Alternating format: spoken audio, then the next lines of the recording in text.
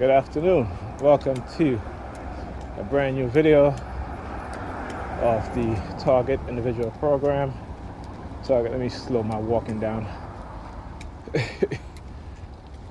That's what happens sometimes. Your mind forgets your injury. And so when I find myself walking at a normal pace, I gotta recognize that I can't do that. I gotta walk at a slower pace. By the time I reach the end of this block, walking the way I was walking, my back will tighten up and it'll start to hurt. So,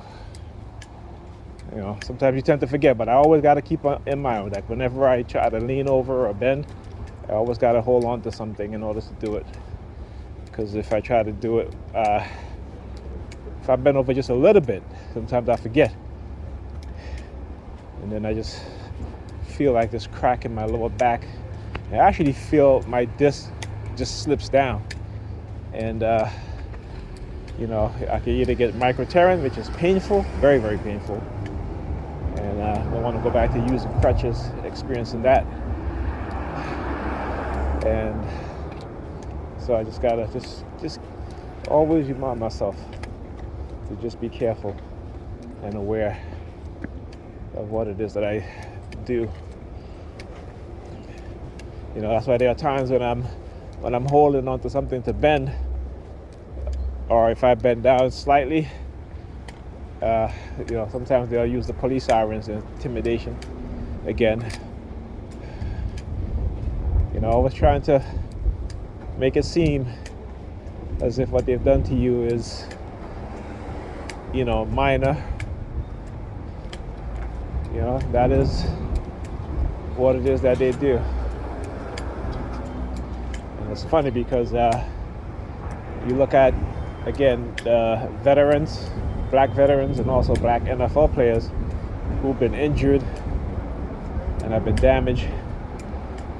They end up minimizing their injury so that they will give them less benefits while maximizing the injury of white players and white veterans so they can receive full benefits. That's just the way the system is.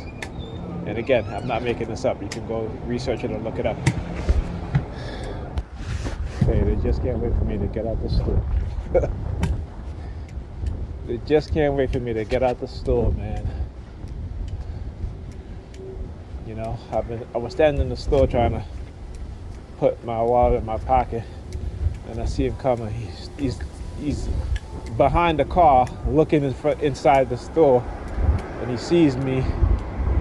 And I was standing, putting my wallet in my pocket, as well as getting my change ready for the bus. And he's standing behind the car. Right? As soon as I open up the door to come out, he comes from behind the car and just stands there, puffing on his cigarettes. And then you see him bending down, and all of a sudden now he wants to close his jacket. Tell you, it never ends. Oh shit! Oh, see, there you go. Walking at my normal pace. See what happens on my back, my right side of my back, lower back is just got a sharp pain. Anyhow, that's what they do, man. That's what they'll do. Like I said, it's a coercive persuasion. This is a program that, let's tell you how evil these motherfuckers is. This is a program that encompasses many of the programs, psychological torture programs, societal isolation, discrediting programs, retaliation programs, all rolled into one. COINTELPRO program, all rolled into one. All right? But again, America is the country that created these things in the sense of how it's being used in modern times anyway. And a lot of other countries get the idea of their own versions of these kind of programs from right here in the United States, and the government, the KKK, and other, the religious institutions and other groups that engage in this kind of behavior. Wow, I really hurt my back. As I tell you, just walking at normal pace, I tend to forget that I can't do that, and sometimes your mind is telling you one thing and your body is like, no, you can't do that. Nope, you cannot do that. But just walking from the store to turning the corner, I should have took a muscle relaxer, so I should have did before I left the house. But anyhow, what was I saying? Yeah, so again, they don't stop. For example, I got up this morning, went out to pee, went back into the bedroom just to lay down because I wanted to sleep a little bit more. And I was going to get up, but then I heard my niece. She was on a conference call, so I said, okay, I'll wait till she's finished. And when she was finished, I got in the kitchen to make breakfast. And like I said, I can always tell when, again, we're being influenced and they're being influenced as well as I am, because I'm, one of the things is to become aware, to filter out the subliminal messaging, the silent sound, and because, I know what it is that they're up to, what they've done, and what they're trying to do, is to filter out a lot of the stuff that they're trying to do. And so, remember, this is all about control mechanisms, control systems. Oh, I just missed my bus. God damn it. Right, control mechanism, control systems to manipulate and control our minds. And so, again, like I said, people are not going to believe, majority of people are not going to believe us as TIs because, again, they have been conditioned a certain way.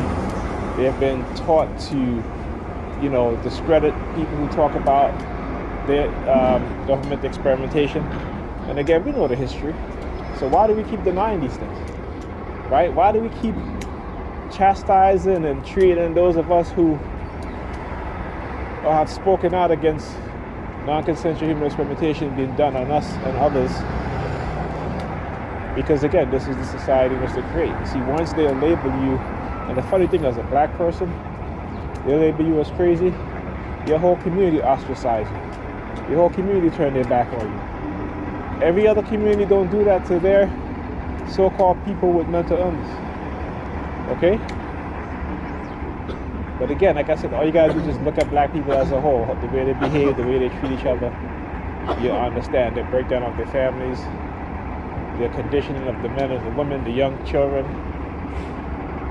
I always talk about, boys being raised by single moms and how single moms can never identify with the war against black men and young black boys because they're too caught up in their own indulgence in fun and fantasy and not thinking ahead,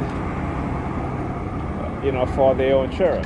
And then they talk about black men and this and black men and that. Well, y'all raising them.